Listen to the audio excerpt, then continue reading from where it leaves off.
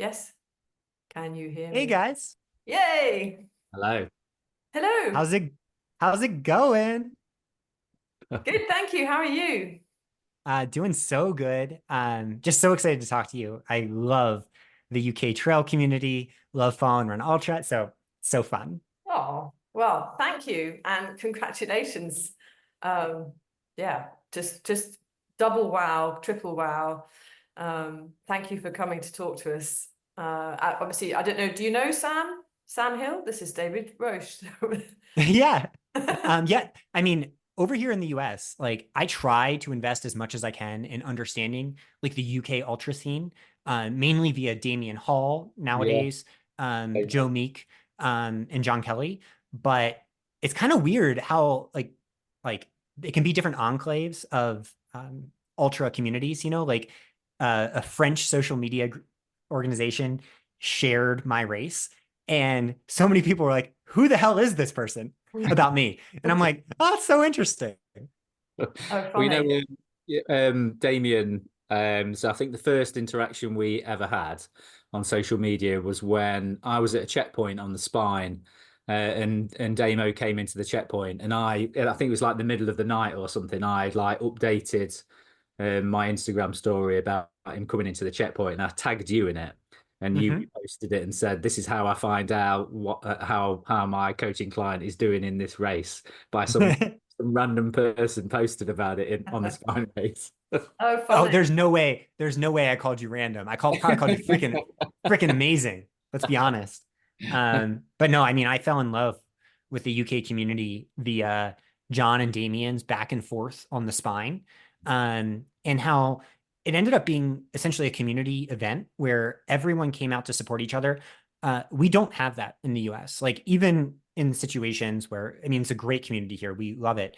There's something special over there that I still only barely understand. I've actually never even been set my foot in the UK personally. But I've got to change that soon because I want to go over and run one of those rounds because it looks like the hardest running on the planet. I would probably die, but it would be a good death. Well, I don't think you would. I The think off trail stuff is what blows my mind. Like, here in the US, like we don't go off trail. We don't just run up and down mountains with compasses. It's I mean there is some of that, but it's not for me. yeah. So I'll have to learn. Fell races over here can be like mini Barkley Yeah. marathons. They can be a bit like that. So you're sort of self-navigating and bushwhacking and following like you think you're following a trail, but actually you realize that it's just a sheep trod, which is like Hmm. the route that all the sheep have taken through the field. And then it ends up just like stopping at a rock or something like that, and you're in trouble. I mean, the bogs seem like something from a child's nightmare story. Like a hand will just reach out of it and grab your trail shoe. Um, It's so I also very coach. amusing when other Yeah. people fall in them. That's the key. That's the key thing to Yeah, remember. yeah. Make sure Yeah, someone else does it. it's a good way to move up the field. Yeah. I would just always keep pushing because you never know when someone's going to fall and get swallowed by a bog, never to be seen again. Yeah. It's true. I've done it. I have done it in I've done it in training more than races. Although this year on the spine race, no, actually in the summer spine races, I did the sprint, which is the shortest distance, and it'd been raining. I mean, it's rained all this summer. Has been horrific over here. The rain has been Hmm. terrible. There's a section where you go over Kinder Scout, over the Kinder Plateau, which is like one of the first flatter sections that you run on. And there's big paving slabs that go across it, which in summer, normally what it should be now, they're like great. You can sort of get some traction on them and you can really like put your foot down and get some speed across a section that seems like you shouldn't be able to run fast on it. But this year, Hmm. because of all the rain, some of the paving stones just disappeared and they'd literally sunken. So they'd like been flooded. The bog had washed out underneath them and then they dropped. So every time you put your foot in a puddle, you didn't know whether it was going to go to the top of your shoe, or Mm. in my case, it went to almost up to my waist at one point. Uh, and it just stops you dead. So you end up trying to go around the edge of them, and you think that's safe, and your foot disappears in there. So it was actually you'd have thought doing a summer race it would have been like plain sailing, but the bogs even get you in summer. Mm. They make them tougher over there. They make them tougher. But how are you doing? How's your recovery going? How are you feeling now? You look pretty chipper. Yeah, feeling great. So it's Friday after the race, which was on Saturday last week. So all systems go. First 100 miler, not much experience in longer ultras in general. So I'm a little unsure how my body's going to have experienced the long tail of stress and how that'll come back. But I think in general, so far, it hasn't felt that much different than like a hard 50K that you'll do or something. And it makes sense because my heart rate was far lower. I think my average heart rate across the race was 142, which is like low zone two for me. Whereas in a 50K, I may be pushing to 169 average heart rate. So the stresses are different. So like obviously there's a big nervous system stress, but I think hopefully be ready to go soon. Got a bit of a cough. Oh yeah, I'm like, here, I'm actually gonna cough really quickly. Sorry, listeners. Um, Is that the no, so slurping? That's the yeah, it slurp. might be this. I've been wondering what it is. So I don't feel sick. I took a COVID test and don't have COVID, though this is the same cough I got with COVID, that like kind of high chested, as you talk situation. What it might be is the dust. So the race itself is up above 10,000 feet, a few thousand meters, elevation the whole time. And it gets up even higher than that. It gets up to almost 4,000 meters. And like that's a lot of dry air. I mean, the relative humidity at those elevations can sometimes be 10% or less. So I think it's probably a little bit of just airway irritation from too many breaths, way too many breaths in a 100 miler, way too many steps. That's what I learned while I was out there. Yeah, breathe less more often. Yeah, exactly. Exactly. I need to find other orifices to breathe through. I've been trying to breathe through my butthole for years, and eventually I'll have that breakthrough. Is that Bronco Billy, Jeff Browning, he had trouble, didn't he, with his airways on was it Cocodona, where he Mm. struggling to breathe towards the end of that race from dust, particularly dusty. What's the weather been like for you over there? Has it been hot and dry?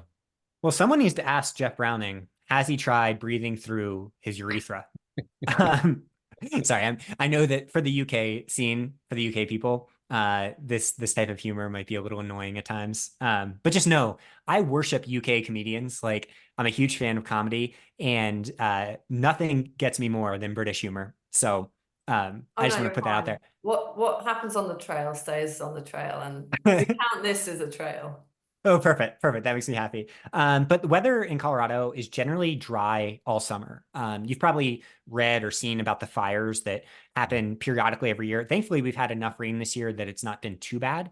But yeah, I mean, like if this record's not beat for a little bit that I was fortunate to set, I think it's going to be because the race is canceled for fires more often. So yeah, it's just dry, high sun. Where we are here in Boulder, it was 95 to 100 degrees Fahrenheit leading up to the race, which was fantastic because I was super heat acclimated coming in. And then in Leadville, it gets up to high elevation. So on race day, we're talking, I think 79 degrees Fahrenheit was the high with high sun. So it was a pretty warm day, but thankfully, as the day went on, some cloud cover came in and made it feel more seasonable because the sun's so powerful up there.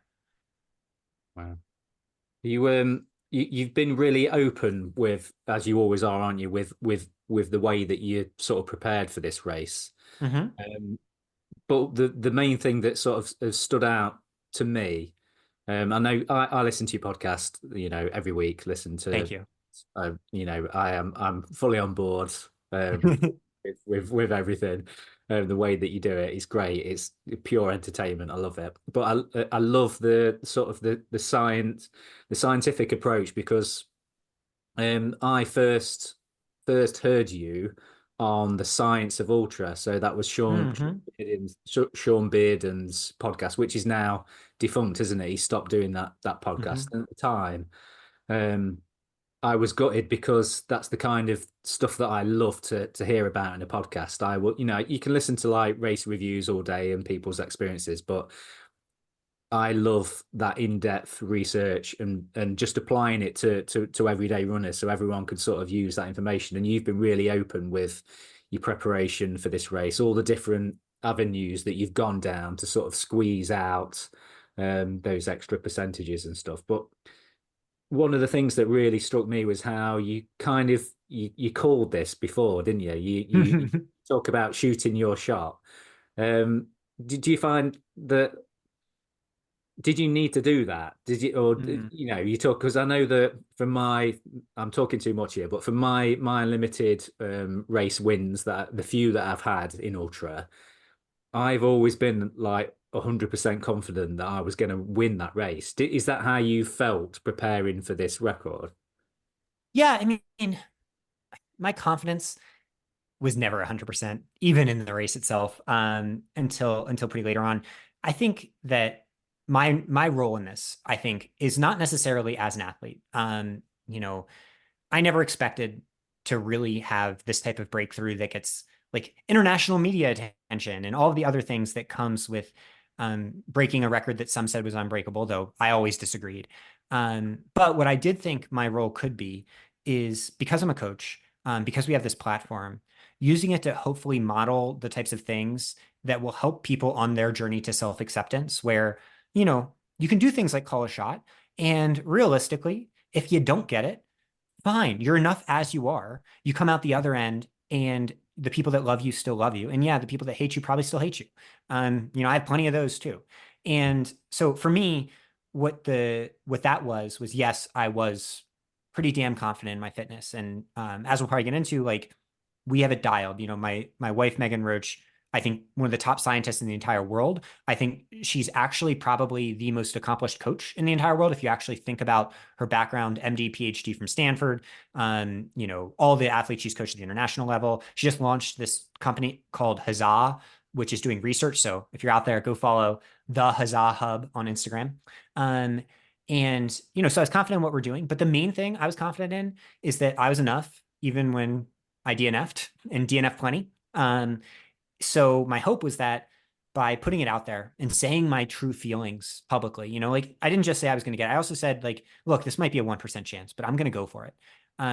Hopefully it gives courage to people to know that, like, you can shock the world in whatever your thing is. It doesn't have to be running. Doesn't have to be your job. It can be relationships.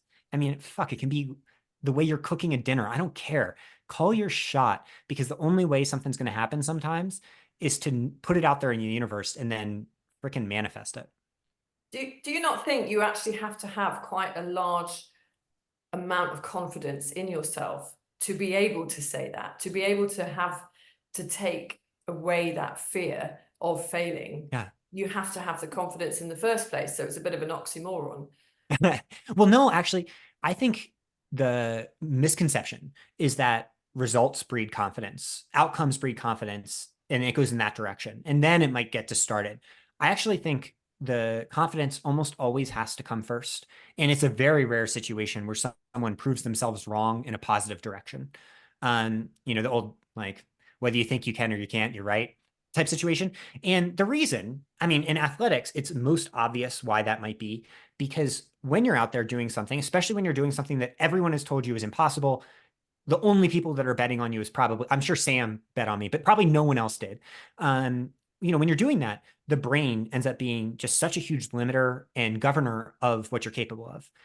We're talking percentage points difference, and then it just grows and grows and grows over time. So what we try to do is say to athletes, look, we understand that confidence might not be your baseline, certainly isn't mine, but the way you have to get there is, one, through mental health, techniques and therapy and all that.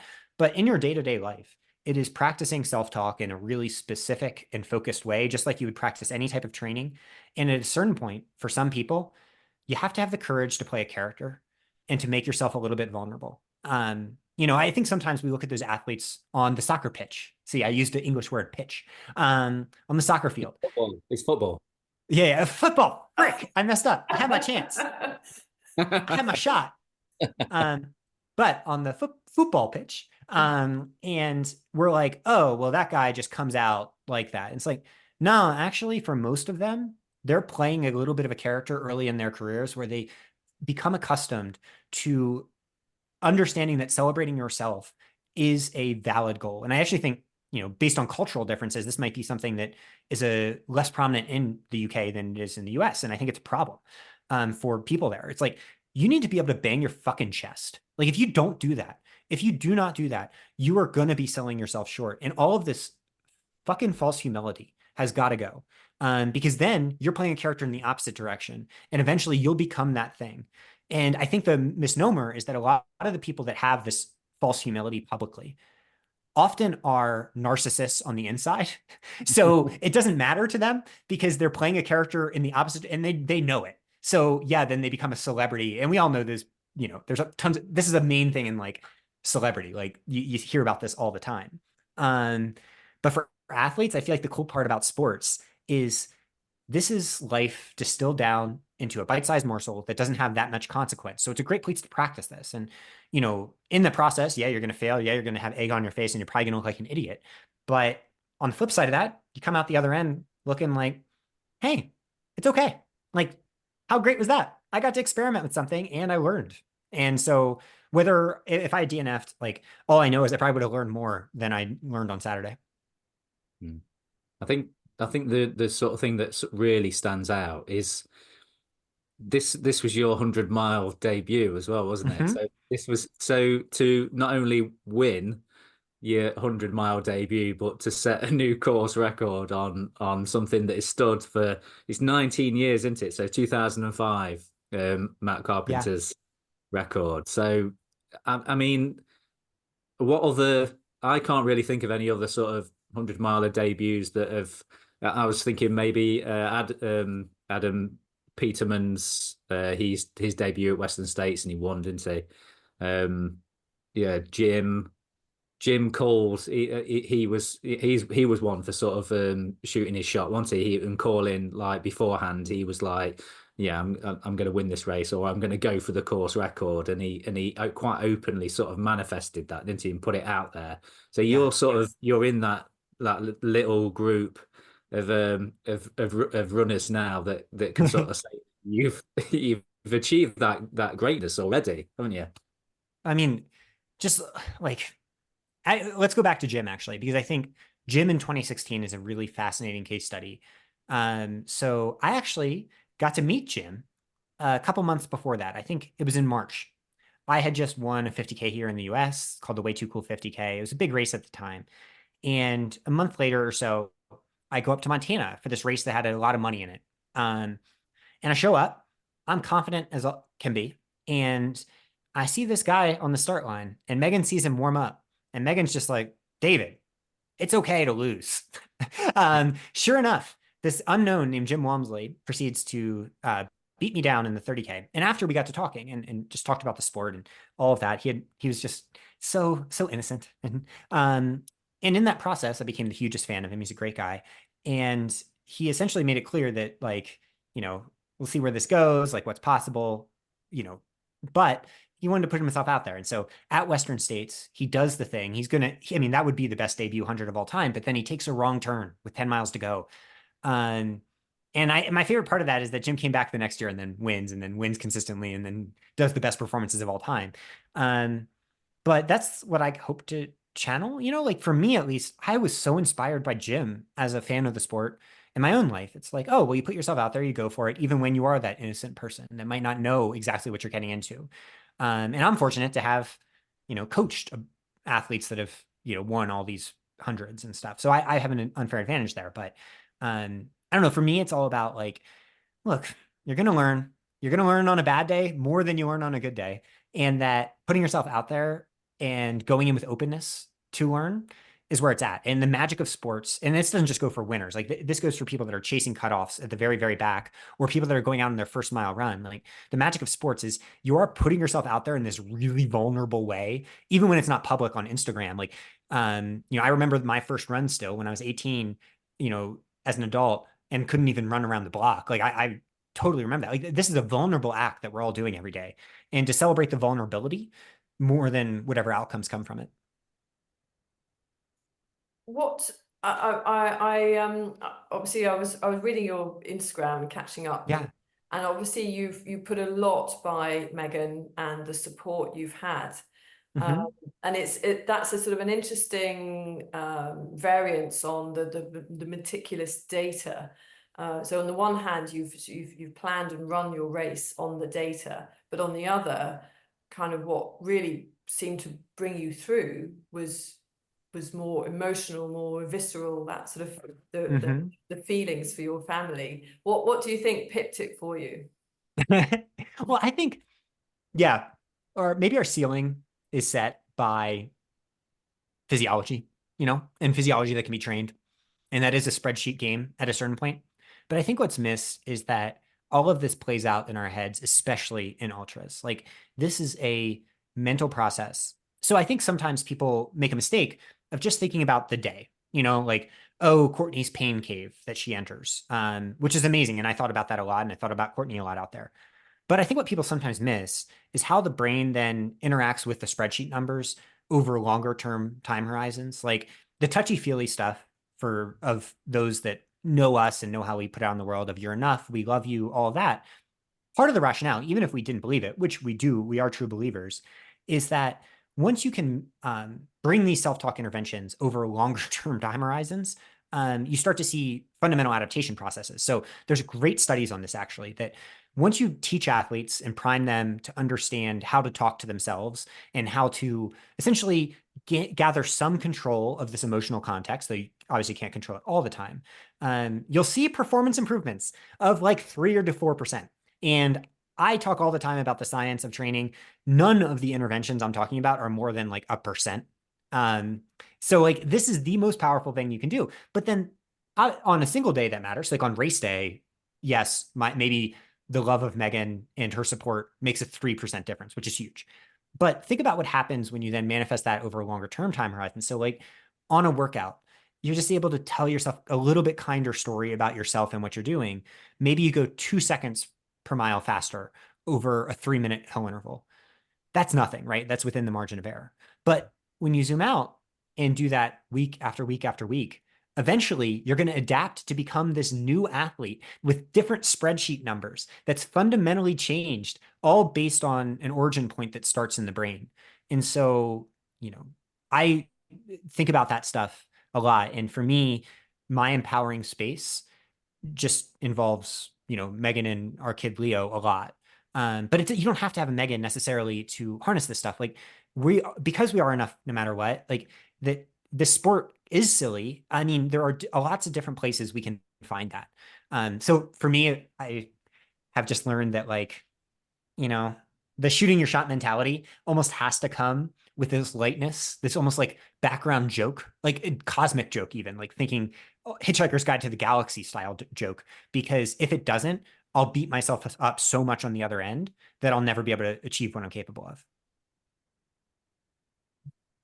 It's amazing. Sorry, Kate. The sort of the interventions that you've been like between the two of you that you've been trying out, and you've obviously been speaking about this like week after week, all the different things that you've been trying. So there's a couple of things I wanted to chat to you about. So your grams, so you listed your grams of carbs per hour around 120 to 140. Now, obviously, this is like, I'm not going to say it's like the new trend in ultra running, but it seems to have just be quite prevalent now, doesn't it? That people are actively trying to push how many grams of carbs they can do an hour. How long did it sort of take you to get to that point where you could stomach that kind of amount? Because I know you've talked about drinking lots of water and expanding your stomach. Is this something that you've been working on for a long time, or is it only recently? Pretty recently. I always tend to be a little bit of like someone that wants to buy into trends. But that number 120, when the first studies started coming out on it, seemed a little high. But I think one of the biggest benefits I have as a coach that might be a little bit of advantage is I'm a huge sports fan in general, fan of all sports. One of those sports is cycling. So I follow cycling very closely and know some professional cycling coaches very well. And they've been on this for years, long before it became put out in studies. And so because of that, I started jumping on it as a coach because it was like, if cycling is looking at it, which is the biggest uncontrolled experiment of endurance performance, way, way more thorough than ultra running or running in general. And the margins are so slim. We're talking 0.1%, not 5% or whatever. I was 1.6% of this record, for example. It's something to pay attention to. And so when they've been pushing 120, I really took notice. But then my biggest motivation was stage 18 of this year's Tour de France, where Victor Campenaerts, sponsored by Precision Fuel and Hydration, great company there in the UK. Love Andy Blow, love that company. They work with Precision, his team, Lotto Destiny, and so they published their nutrition data. And he did 132 grams per hour for like 5 hours to win this race, a race that he wasn't expected to win. And I was like, all right, everyone's saying that, I mean, everyone being the people that are public about their statements, that me going after this course record is ridiculous. Because for those that don't know, Matt Carpenter is the greatest of all time at mountain running. Like, this is a guy with a 94 VO2 max. I'm not at that level. We'll just got to be honest. I need every benefit I can get. I'm like, well, if I'm going to try to do something that no one thinks I can do, I'm going to have to do something that no one has ever done, which is consume this many carbs during a race. So, I mean, some hours I was probably up around 150. And for me, it actually hasn't taken that long to be able to stomach all of that. Maybe my super power is eating, but I have had to get creative with how I get those calories in. I use these liquid gel sources, and Precision and things like that, but then I squirt them past my palate rather than directly onto my tongue, on my taste buds, with the theory being that I can avoid some of that involuntary rejection that you can sometimes get from sweet tastes as these events go on. So even at the end of the race, when my stomach was on razor's edge and I did not want to go over that edge because that would have been the one thing that could derail the race, I was still able to take in gels because at the end of the day, if you take it, you're almost putting it back like a shot in the pub. I'm using all my English terms here. If you're doing that, you can usually get it down, even if it's not that pleasant after the race. So that's really, really interesting. Yeah, I mean, should we go there, seeing as we're on the trail? I mean, how does your body cope with not only that many carbs, but that many carbs in liquid form and no solids? Yeah. How? I know. I mean, I think people really sell themselves short because, again, it gets back almost to the narratives we have in our head. I mean, I've been pushing this as a coach long before I implemented it as an athlete, and I've seen people do it. I have an athlete, Chris Myers, who finished top 10 at Western States this year in his first 100, that he'll come to an aid station and take, we call them the big ash gels, the Precision 90s. If you ever seen those, they're like the kind of big pouches that are made to be just like sipped a little bit at a time. He'll take an entire one all at once. I think what we're capable of on the fueling end is similarly being pushed as what we're capable of on the running end, but they're intertwined because like you can't have one without the other. So like for me, I actually quite like it now because again, I'm not savoring these. Like it's not something, anyone who sips a gel, I'm like, well, of course that's not going to work, or anyone that takes a low carb gel. I'm taking 40-gram carb gels most of the time, like, and it goes down in a second. It's a different style, but I think once you start to associate it with this is performance, this is health, things are really good. Like, the race was hard and it was new to my body, but my recovery has been so good probably because of the fueling. And that's the biggest part about fueling that is relevant is yes, on race day, it matters. But the reason we're seeing this performance out boom in all endurance sports, we're talking the Olympics, we're talking cycling, running, swimming, whatever, is because people are understanding that if you're putting enough fuel in your body, you're adapting to the load better. And so we're having these athletes that are just adapting to load so much better than they ever used to because we're not under constant stress. Because at the end of the day, our body doesn't want to go into catabolic processes. It wants to have the healthy endocrine system outcomes for that. So yeah, I mean, it's one of those things that I think in the same way that, yeah, running up a hill hard seems impossible when you're starting out running, so does fueling like this, but it quickly becomes second nature for most. Sorry, can I ask quickly, what about protein? Does it raise its head anywhere in the race? No, we don't really mess with that. I mean, there's some evidence that maybe amino acid supplementation makes a difference or protein as a source for amino acids. But in practice, the best performances ever haven't necessarily relied on those, whether that's cycling or running. And when there's an offset between research and practice, I go to practice, even though like Megan and I are incredibly science driven, solely because you can't study me at Leadville in a lab.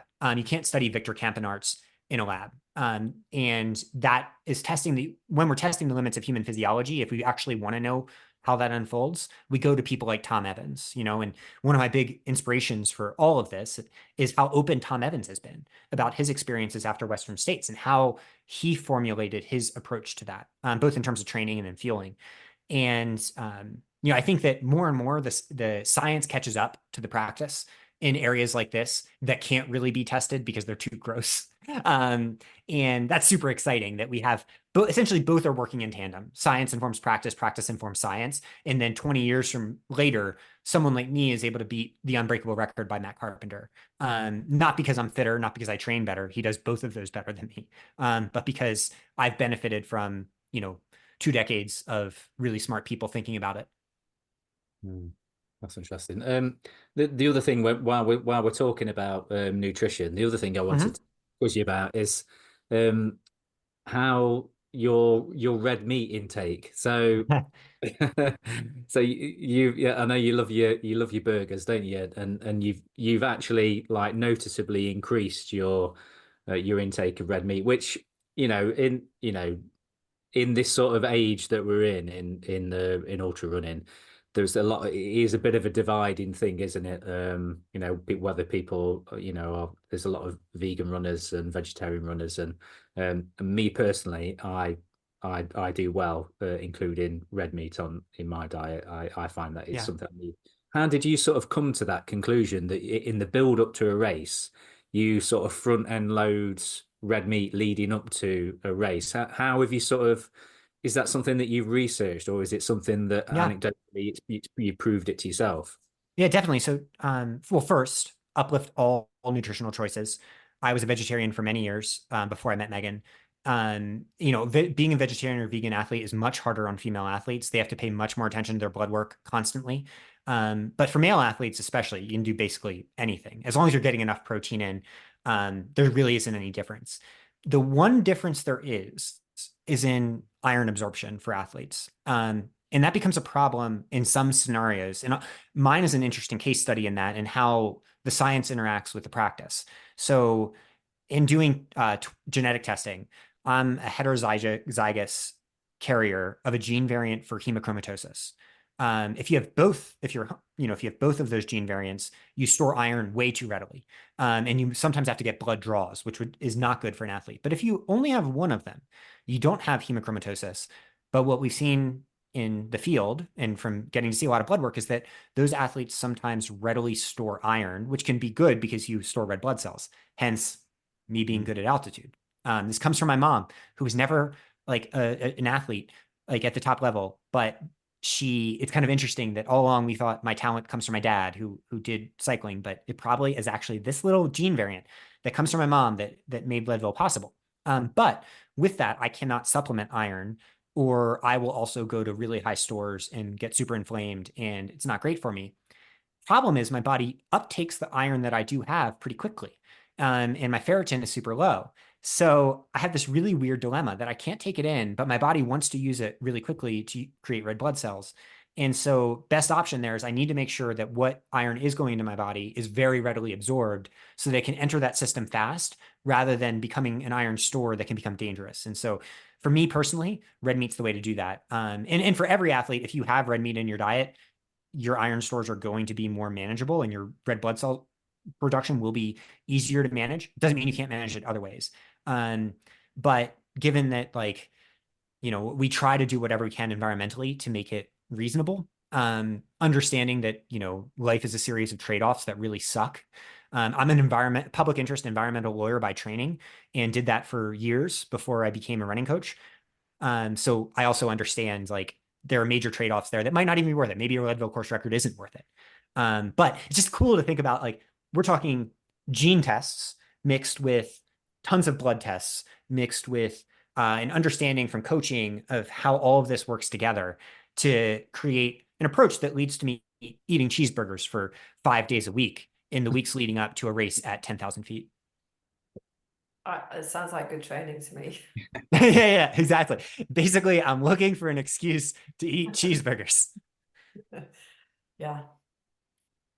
I mean, that was what prompted my question about protein is certainly as a female Yeah. it's really important to me. As an older female, it's doubly important to me. So I'm really interested in that, yeah, that front loading. I'm now gonna go off and think maybe I can front load it. Well, I mean, we emphasize protein to every athlete, no matter what. I've had 75 grams of protein so far today. I have done a big vegan protein scoop, had protein breakfast. Basically, I'm aiming every day for over 100 grams of protein, but ideally even higher than that. And we say to every athlete, 100 plus grams of protein a day, just blanket recommendation. And then, going up from there, if they feel like their recovery rate is a little bit slower. It's one of those places that nutrition research lags behind applied exercise physiology in the field in coaching, solely because, again, it's just really hard to test because nutrition, you really have difficulty isolating variables. So sometimes you get talked down to on the internet whenever you talk about nutrition anecdotes. And it makes sense because, if you take 50,000 people and try to pull that data, you're going to be getting too many confounding variables to really isolate much of anything that's interesting. But when you talk to people, when you get to see their journeys, you do learn some really interesting stuff. So my example of cheeseburgers is not universal. That's someone with a medical condition, essentially a health condition that is trying to play at the margins. But what is relevant is like, oh, this protein point, that is basically how human physiology works. And there are some that don't need to think about it. There are some that can be low carb athletes. I don't know who they are, but there are some. But when you're thinking about peak performance, especially peak performance at maybe the limits of what humans have ever done, things start to converge a lot more on like universal practice. Cool. I can keep going, but Sam, I know you had so many questions, so get in there.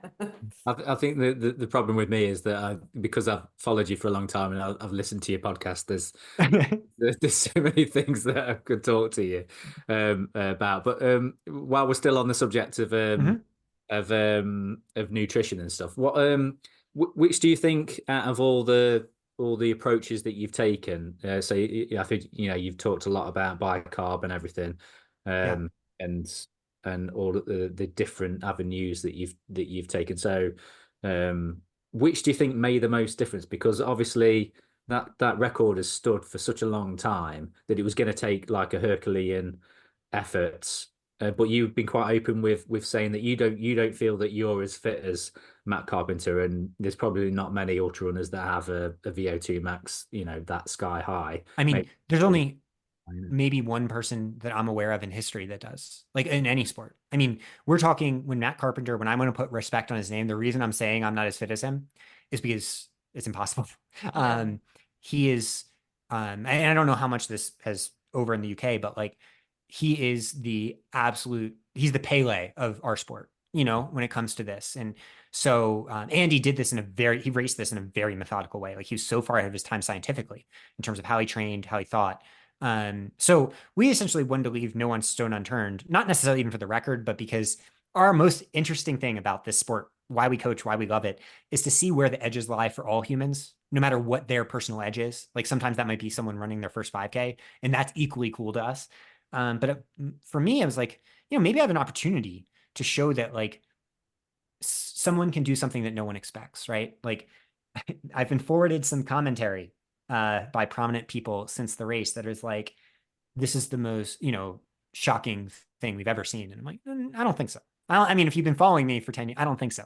But, sometimes people only follow race results at like UTMB, and I've never done that shit. So they don't know. But for me, like one of the big stones that got turned over this year was coaching professional track and field athletes. So I get to coach athletes like Ali Ostrander and Anna Gibson, who in the US here are just incredibly fast, competing at the very top level internationally on the track.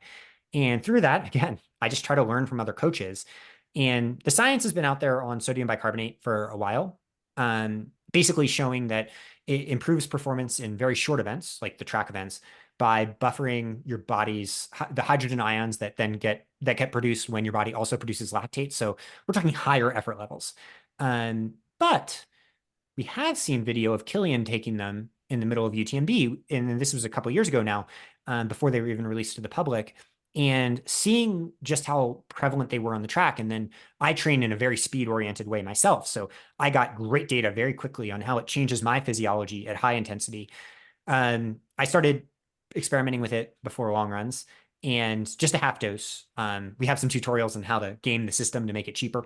But basically, I noticed that the fundamental change it made for me in these long events was, in addition to some of the buffering capacity, I never have cramped after taking it, not even a little bit. And I've dealt with cramps in the past. And that's weird. That's weird physiology that has not been studied. And we'll see if it amounts to much. But this is a place where I would not be surprised if in 5 years, um, you go to UTMB and everybody's slurping their bicarb serving 2 hours before. But it hasn't been studied yet. So massive disclaimer there. I think that's the big one that's been game changing for me. And the cramping mechanism would probably be via blood sodium. So a couple studies, if you dig down into the results and just look at the figures, will show enhanced blood sodium responses even long into an event. So there's probably some, not just the amount of sodium in it that's happening, but also how your body then spares sodium subsequently. Basically, we're at the cutting edge of that world, and I think it's pretty significant. The other that I think might be partially relevant more from a recovery aspect is post-exercise ketones, exogenous ketones. So I'll do that 2 or 3 times a week. I've written articles on that, theory being that it increases red blood cell production and could enhance recovery. Some really good studies there. But coming with some downsides too, where one study came out that showed that it decreased circulating testosterone in male athletes. No one talks about that, but I think with all these interventions that are at the cutting edge, because we don't know long-term impacts, just make sure you're being really careful, working with a doctor, working with a coach, all of that. That's interesting. I remember you mentioning the testosterone dipping. Could that just be like a side effect of somebody training more and they're putting stress on the their endocrine system and the testosterone taking a natural dip? Could that sort of just be an anomaly sort of thing? That definitely could be. But the scary thing is it could also be coming via the pituitary, and some of our like core endocrine system, changes because they just notice some small little things, via that. And if that happens, you're also starting to worry about other health issues that could be implicated. I think that basically goes with every systemic intervention we ever talk about, is that you're unsure. Like when you pull a string in the body, you're actually pulling 1,000 strings. And I think sometimes we love the simplicity of saying, hey, I pulled a string and then this happened. And we sometimes miss that like 1,000 strings are getting pulled. And that's especially true in training theory, where, I think people assume that there's one right way to do things and all that. And reality, like I train 60 to 75 miles a week to break the impossible record that tons of people have done 200-mile weeks for. But, it's not because I did that. It's because we're pulling 1,000 strings and together they work. But who knows which is the driver? Yeah, it's like a chorus of strings. And what about shoes? Obviously, Yeah. carbon, the shoe technology is getting better and better for trail running. I know you've talked about the Adidas. Is it the how do you pronounce it? Agravec. Yeah. Agravec. Agravec. That's it. Yeah, that new shoe. Are we going to start seeing? Do you think that this is the beginning of records being broken because of the culmination of all these things all Yeah. coming together at the same sort of time? Shoes make a huge difference. I mean, we would be idiots to not look at what's happened on road and track racing. Everything has gotten so much faster. And if you've ever run in a road super shoe, you get it.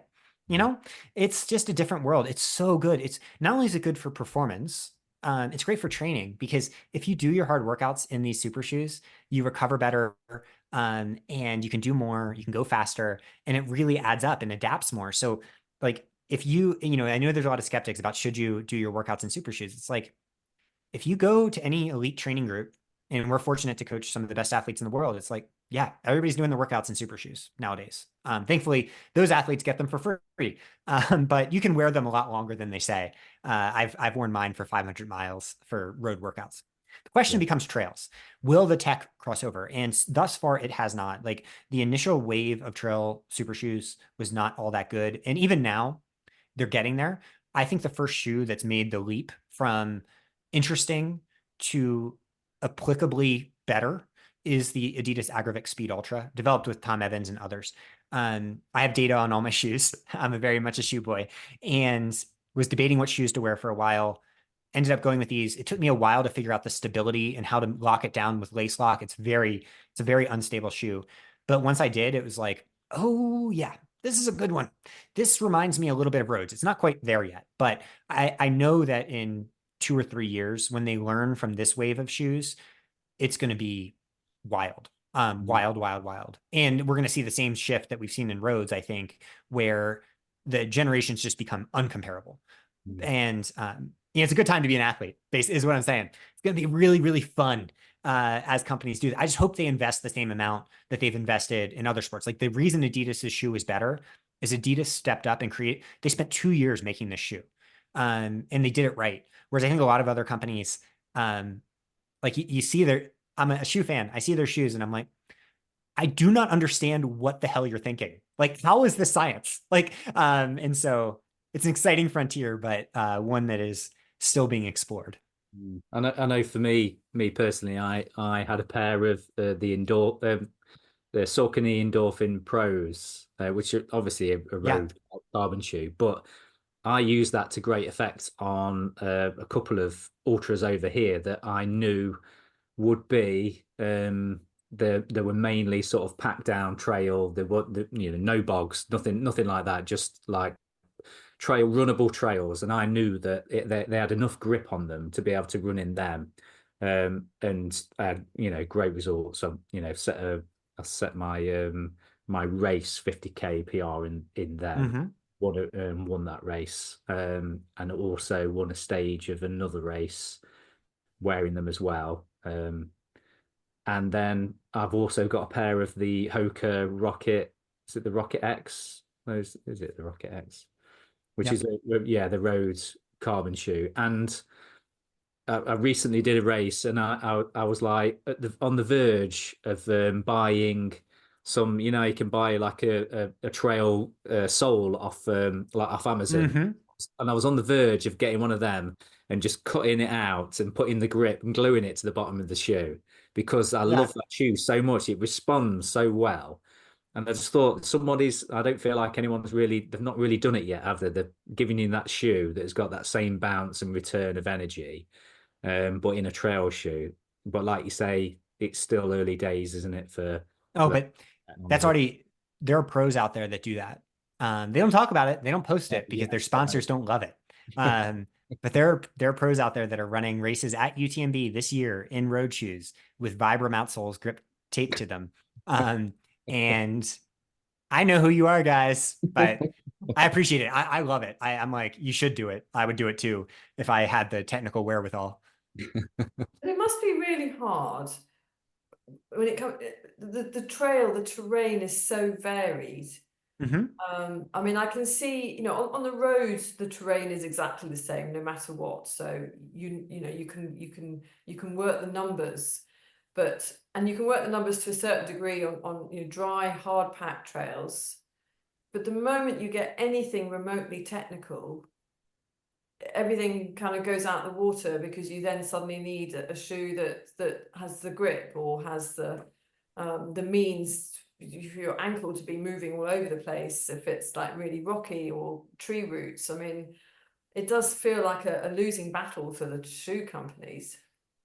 It's hard, but it's, technologically not going to be that difficult of a problem to solve. I mean, the Agravic Speed Ultra is almost there. It's just unstable. But like in terms of how it responds on all different types of gradients and technicality types, it's wonderful. Problem is you're just going to sprain your ankle in it. And it's wonderful in water. It's wonderful grip. It's all good at those things. What about and bog? Yeah. There I just wear flippers. I think flippers are key. Performance flippers, 4% flippers. Carbon flippers. But yeah, so like, I think trail shoes is a place I have actually a major beef. I'm like, outside of some of the hardest fells in the UK, we do not need these shoes that are insanely weirdly designed with like huge talons on them. Like that is a very specific type of trail that almost doesn't exist anywhere else on the planet. Like in UTMB, what you need is a fast shoe that gives you just enough confidence on off-camber rocks. Like that's all you need. And that's just a shoe with an outsole. Like, so that's why we're seeing athletes like just take these super shoes, plug on outsoles to them and have success. But you put it all together, and like Adidas has been at the front end. I'm so excited about it. Totally unsponsored, even after the situation, but it's I'll coming. tag It's them. coming. What's that? I'll tag them when I share it. Oh yeah. Perfect. Podcast. No, I'm good friends with them. They're actually going to get the shoes from Leadville, and they are going to like do this. They actually have it with Tom Evans too, but with the time written on them, and Yeah, they're awesome. going to have them up in their headquarters, which is pretty cool. Like, just as a, it's a thank you from me to them too. Like, that shoe helped me, and when you're chasing history, like as we talked about, every bit of help counts, and we're trying to turn over every stone when it comes to what's possible in a busy life. Like, for those that don't know, I mean, we work constantly as coaches. We have podcasts. Megan is doing a million things. We have a kid. So for me, athletics is not a job. It is it fits in my life the same way I think it fits in a lot of people's lives. And that's why we're turning over every stone, because if we can get these interventions that are pretty like zero time investment, that is really important.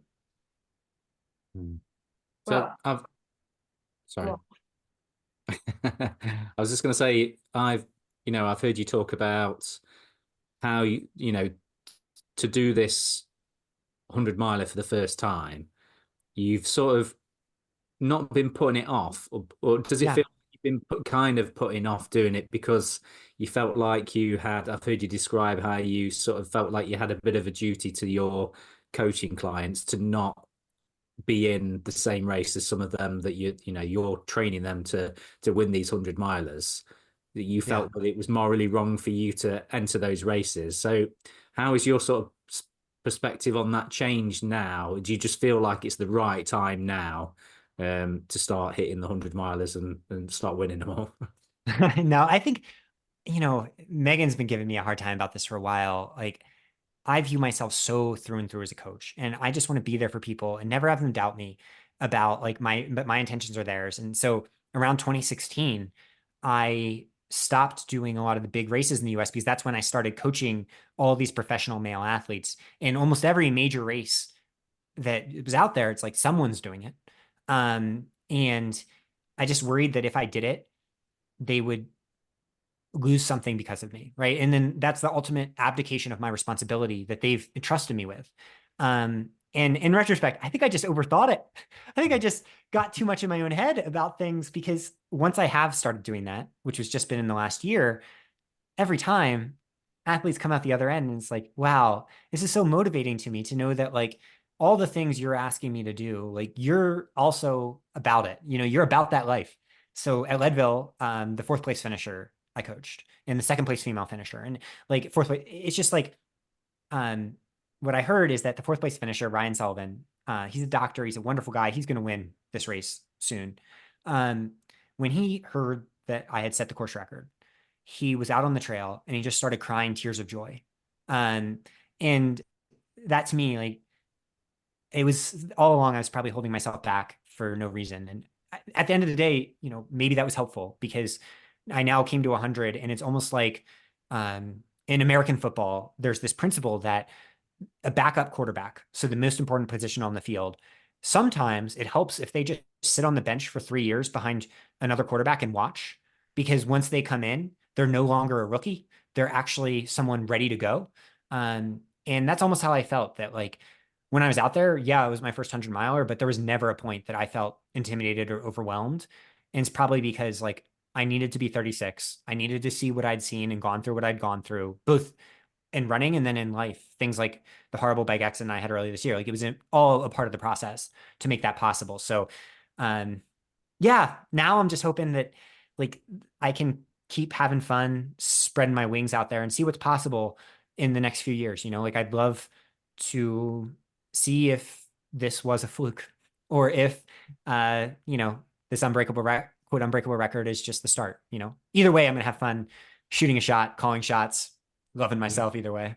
Because you obviously were really open with how that accident affected you, Yeah. and all, like, your mental health and everything, and other issues that we won't go into that have happened this year.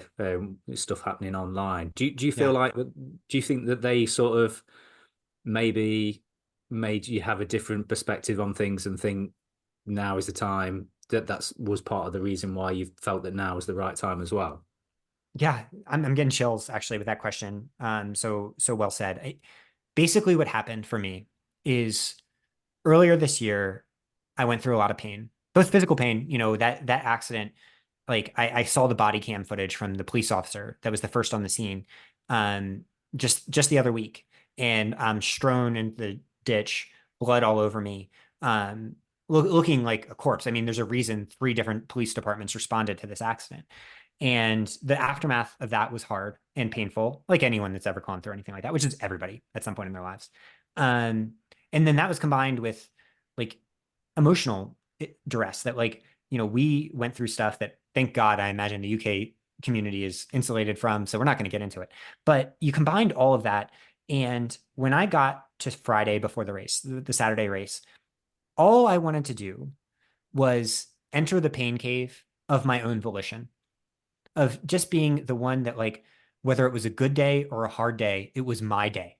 And understanding that, like, I didn't end up caring, even though I had called my shot, I didn't end up caring what happened on the day. I mean, I would have, I didn't want to care. I wanted to invest myself, but all I wanted was for it to be hard and to enter that willingly, because like, again, if you know you're enough on the other end, it's okay to take that risk and feel those feelings. And so all I really wanted to do out there was experience that, go into that pain cave. And then hopefully when I got in there, and what I learned, like, I thought I was going to see darkness and nastiness. And at some part of my head, I probably thought I was going to DNF that race. But what I ended up seeing when I got in the pain cave is, like, I turned on a little light and there's, like, a lava lamp, tie dye, confetti. And I'm like, oh man, the pain cave is actually kind of sweet when it's like this, when it's something that you've grown to love for its own sake. And so, yeah, I mean, all that shit sucked for sure. And that being said, I don't know if I'd change it now that I know what I know, which is I have the power. And that's the beautiful thing about sports, and this sport in particular, is that you can strip down all artifice. You can take everything away from your body and learn that, like, what you're made of. Um, and I think what we're all made of is the same thing, is this beautiful universal dust, that unites us all. And that's the coolest part about the sport, is not records or whatever. It's that whether someone wins or is at the back of the pack or it's just running their first mile, at some point we all get stripped down to our core. And that feeling that you have when you're there, which is not necessarily a good feeling, that's something that every runner feels so deeply, shares so deeply. And I think what that feeling ultimately is the feeling of love. It's openness. What is more open than letting yourself be an open wound to the world? And so to me, like, yeah, I went into the pain cave and I found love. It's amazing. Um, I think I've had this theory that all of us in one way or another, if we're into ultra running, it's kind of like almost a little bit sadomasochistic into that we're almost punishing ourselves for something. But for me, like, sort of childhood trauma and trauma in Yeah. like adult life, um, it, ultra running became like my sort of escape from that. Was that your sort of experience, the way that you got? Because I know you came from football, yeah, American football, and then track running. So, what was your Yeah. sort of your track? Do you feel like that sort of applies to you, that you, not that you're running away from something, but that, I've said this before on my podcast, that we've, as a family, we've seen like people, like young kids running and stuff, and it became Yeah. like a family joke to say, what's he running away from, because of experiences. And we say it about everything now. See someone on a bike, like, what are they biking away from? What's Mhm. your sort of take on that kind of thing? I think that's sometimes a misnomer, because that can get you started, but it doesn't keep you going. Mm. Um, and I think we all come for different reasons. I came almost as an accident. Like, I was looking for a way to be a lifelong athlete, after quitting other sports, and I didn't know how to do that other than endurance sports. And so it was all a roundabout way. It was never by design. It was kind of accidental. And then coaching ultras became almost accidental, and then essentially just a bunch of accidents. But what it was as its core is that the daily purpose of athletics and working towards some bigger goal adds just like a backbone structure to life that connects you to your physical nature. So I think that a lot of people do trace it back to trauma, and I respect that for sure. It's beautiful. But usually I feel like what keeps that people going is that at some level, that's the part we all share is like the grind, waking up at 6 a.m. to get out there and, show up. Why? Because like at the end of the day, like the races, do they really matter? I mean, like, does any of it really matter? It has to be something deeper than that. I think what it ends up being is that purpose, that just general purpose and the presence that it forces upon us, the same reason that people climb mountains, do art, take hallucinogenics, go to church. In the running is such a beautiful way to do that with our physical bodies, that so few people have. So like my theory is like, I don't know about the origin point for sure. The one thing I do know is that once a runner gets to like 10 years in the sport, they are wise because they have had so many deaths.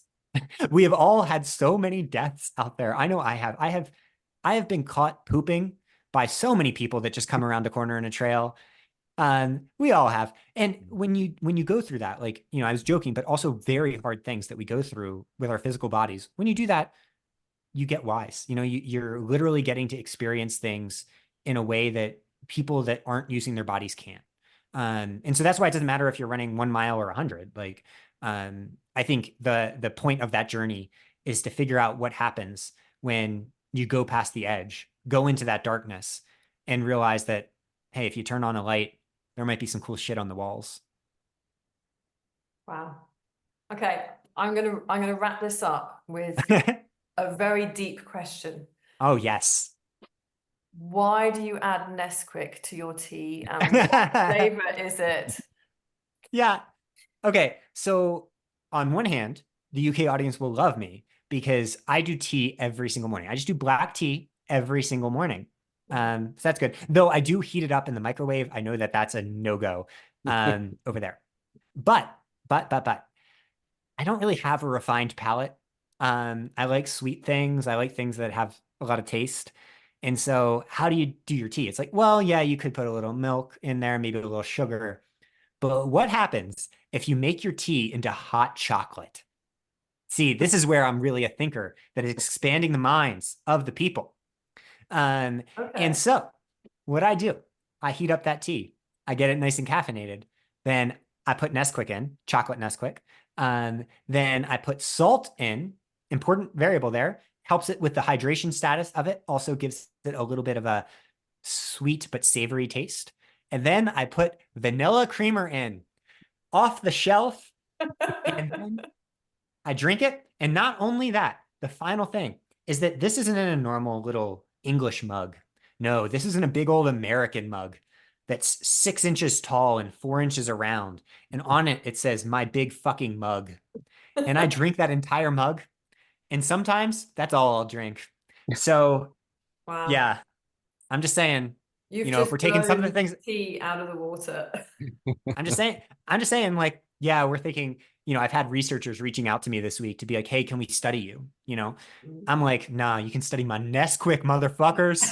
How does Damo feel about the tea heresy by adding things to the tea? Because he's yeah, I'm sure he's got an opinion on that. It didn't go well. It didn't go down well on Twitter. Yeah, this is the first time he's ever learned after so many years. And that's the thing, like I said that I'm not racing athletes. I've learned in this process, it's okay to just bring your full self. And at the end of the day, yes, Damien and I are probably going to go through some strife, but at the other end, we're going to come out stronger. Oh, David, it's been such a pleasure. Thank you so much for talking to us. We could probably keep going for another hour and a half. Yeah, I could. I know I could. But we'll have to do another one. I would love to do another one. Anytime. I mean, just quickly again, just one more. I mean, have you got any more plans for another, maybe 150 miler, Coco 250, maybe? You just step up. So I haven't said this. well, this is as of this morning. Exclusive. I was Exclusive. exclusive. So I was out running, and a lot of people have reached out since this. It's truly, truly wild. It's honestly, it's one of the most, like, I don't know. I love this community so much. Like, it's formed the backbone of my life. A massive part of my identity comes from, you know, the people that are in it and getting to experience it. Um, and I was on a podcast where I was talking about this company here called Aravipa Racing, which puts on a lot of the big races you might have heard of, Black Canyon, things like that. And every time I go there, like, I'm just so happy because it's just community oriented. It just feels like trail running is supposed to feel to me. And I got a text from my pacer, Teddy Bross, who was at Leadville, played a huge role in the day, absolutely superstar. And he's like, "Well, what Western States Golden Ticket race are you going to do?" And I hadn't thought. I mean, I hadn't thought past Leadville at all. And I was like, I don't know about that. We're having our second kid at the end of the year. The Golden Ticket races are early year. It's just probably not going to work out. And, just didn't really make sense. Right. But then Teddy was like, "But wait, David, there's a Golden Ticket race this year in October, called the Javelina 100 mile." And I'm like, "Oh, there is." So as of today, I'm on the start list. We'll see. We'll see. My body might not recover in time. I might not even tell. I might not even tell an athlete they can do it. But the weird part, and again, the weird part about Leadville is I learned that the things that I didn't expect my body to be able to do, like Sam, you've listened to our podcast. Like, I've insulted my fatigue resistance for years. I have data on it that indicates this was only possible in the last 3 months. Like, before that, my body has had as I've gotten older, things have gotten more ultra oriented in a positive way. And I learned that at the end of Leadville, when it was kind of flat, I was able to just run 7-minute miles, like it wasn't a problem, or even 6:30s. And so that course seems like it might work. And most of all, Western States has my whole heart and soul, and I'd love to do it before, I die. And you never know how long it takes to get in the lottery. And you never know how many years you have. So as of now, I'm on that start list. Awesome. You heard it here first. What outfit We'll are you see going that. to wear? What fancy dress outfit are you going to wear? Oh, yeah. It's actually a good question. I feel like our little singlet thing that we wear has a T-Rex on it. So people kind of think it's a costume. In fact, that same French social media thing. So I don't know what it's called exactly. It has hundreds of thousands of followers. So you guys probably do, or some of our listeners do. But so many of the comments were in French, and I would click translate on them because I wanted to see what people were saying. And they're like, "Where do we get the T-Rex? What company makes the T-Rex?" So I feel like the T-Rex can do the costume part for me. Yeah, Cool. you can sell a lot of merch to France. Oh, yeah. Exactly. Oh, well, thank you. Thank you both so much for joining me. Have a good evening. Thanks, David. Have a good rest of your day, David. Awesome. And all the best. We'll Yeah. catch up soon. Yeah, Yeah. to everybody listening, it's an honor. I imagine it's mostly a UK audience. And like, yeah, if there's ever any way, like if I can ever answer a question or help you with heart rate zones or anything like that, you can contact me anytime. I just, want to be a service to people that are a part of this community. So, heck yeah. Thank you. Thanks, Woohoo. David. Thanks, Cheers. guys. Thank you.